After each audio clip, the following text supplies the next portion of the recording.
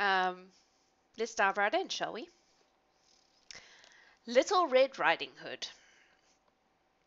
Once upon a time, there was a little girl who was so sweet and kind that everyone loved her.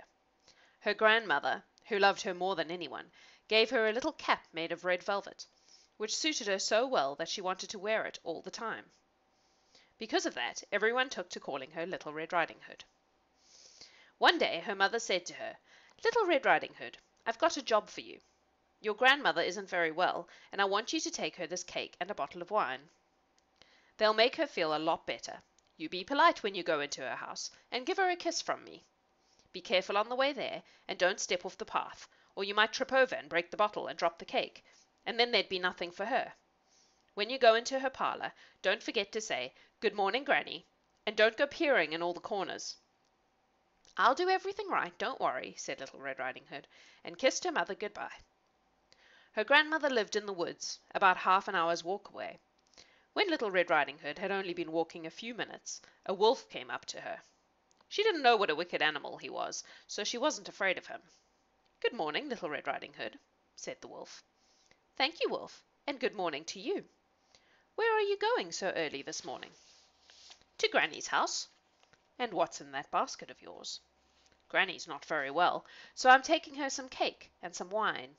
We baked the cake yesterday, and it's full of good things like flour and eggs, and it'll be good for her, and make her feel better." "Where does your Granny live, Little Red Riding Hood?" "Well, I have to walk along this path till I come to 3 big oak trees, and there's her house, behind a hedge of hazel bushes. It's not very far away, about 15 minutes' walk, I suppose. You must know the place," said Little Red Riding Hood. The wolf thought, "Now this dainty young thing looks a very tasty mouthful. She'll taste even better than the old woman, but if I'm careful, I'll be able to eat them both." So he walked along a while with Little Red Riding Hood, and then he said, "Look at those flowers, Little Red Riding Hood. Aren't they lovely? The ones under the trees over there. Why don't you go closer so you can see them properly? And you seem as though you're walking to school, all serious and determined. You'll never hear the birds if you go along like that. It's so lovely in the woods, it's a shame not to enjoy it." Little Red Riding Hood looked where he was pointing, and when she saw the sunbeams dancing here and there between the trees, and how the beautiful flowers grew everywhere, she thought, "I could gather some flowers to take to Granny. She'll be very pleased with those. And it's still early. I've got time to do that, and still be home on time." So she stepped off the path and ran into the trees to pick some flowers. But each time she picked one, she saw an even prettier one a bit further away, so she ran to get that as well. And all the time she went further and further into the wood. But while she was doing that, the wolf ran straight to the grandmother's house and knocked on the door. "Who's there?" "Little Red Riding Hood," said the wolf, "and I've got some cake and wine for you. Open the door." "Just lift the latch," said the grandmother. "I'm feeling too weak to get out of bed." The wolf lifted the latch and the door opened. He went inside, looked around to see where she was, and then leapt on the grandmother's bed and ate her all up in one big gulp.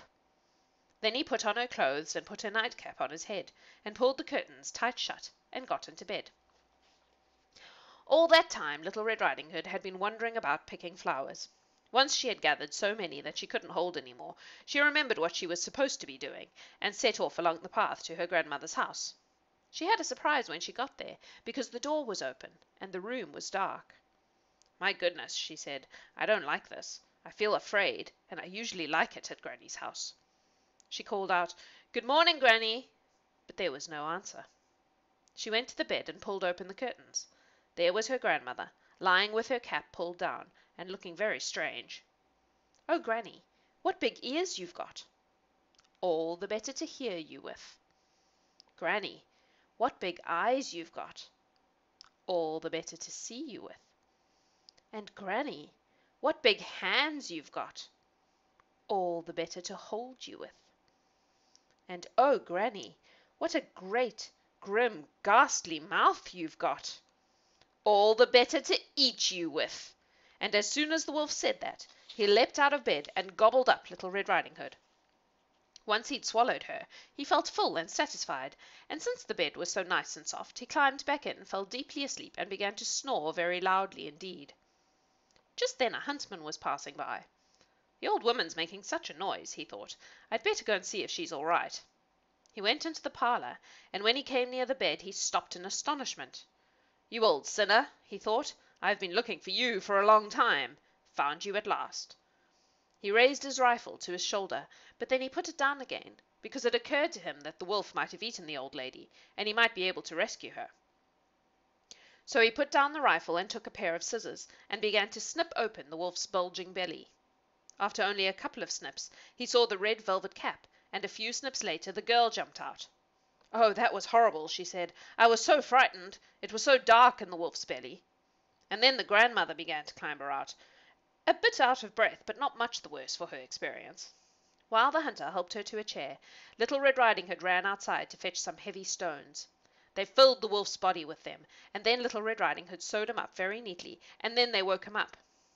Seeing the hunter there with his gun, the wolf panicked and ran outside, but he didn't get very far. The stones were so heavy that soon he fell down dead. All three of them were very happy. The hunter skinned the wolf and went home with the pelt. Granny ate the cake and drank the wine, and Little Red Riding Hood thought, "What a narrow escape! As long as I live, I'll never do that again. If Mother tells me to stay on the path, that's exactly what I'll do." The end.